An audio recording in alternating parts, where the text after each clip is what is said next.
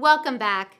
Come in and have a seat. Let's dive in, shall we? If I haven't made a big enough impression yet, let me say this. Sleep deprivation is no joke. The public health burden of sleep loss and disorders in the US alone is estimated between $299 billion and $433 billion. Those are staggering numbers. Sleep deprivation is tied to poor performance, low mental and physical capacities, health, and longevity. Let's look at our needs for sleep. Here's the scoop. Teenagers are considered high risk for lack of sleep, with less than 3% getting the recommended 9 hours. Their natural sleep cycle is more in line with what Dr. Brewers calls the wolf, commonly referred to as a night owl. A teen's natural hormonal cycle wakes them up around 10 a.m., and they become more productive later in the day and naturally want to sleep after 11 p.m. Early rise times for schools that start at 7:30 or even 8 are detrimental to teens.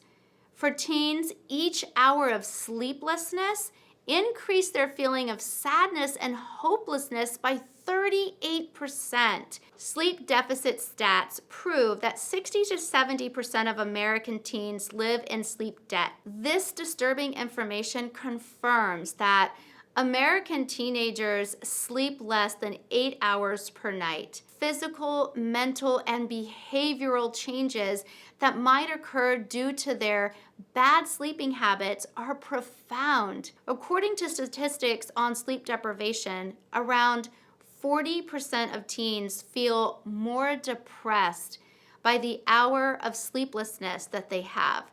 Whether you are a teen or not, you may be able to help. After all, our youth is our future, and I need them awake.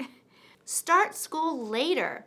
It's actually an advocacy group promoting student health and education by raising public awareness about the correlation between sleep and school hours.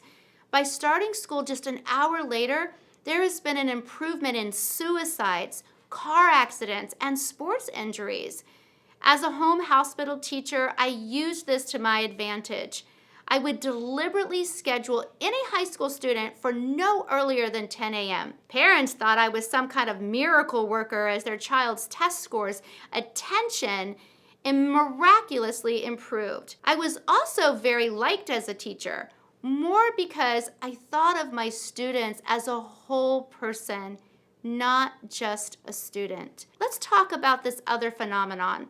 Revenge bedtime procrastination. What many of us experience or engaged in, especially with a hectic daytime demanding work life. Revenge bedtime procrastination, RBP for short. This term comes from a study done in 2014 in the Netherlands.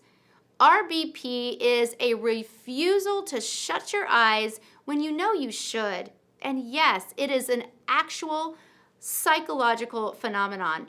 It boils down to a control issue and fear of missing out. You don't feel like you have much choice in your day or get to participate in you time.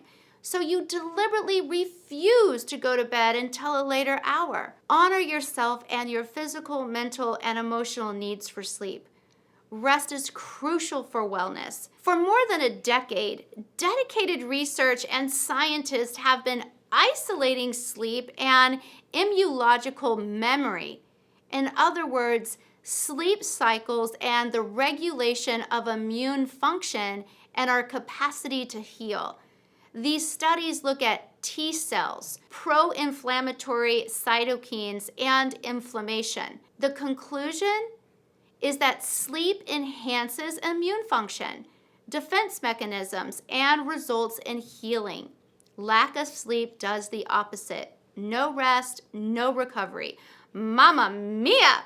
That was a lot of information, but you're doing wonderfully. Take your time to process the information. And when you're rested and ready, I'll see you in the next lesson.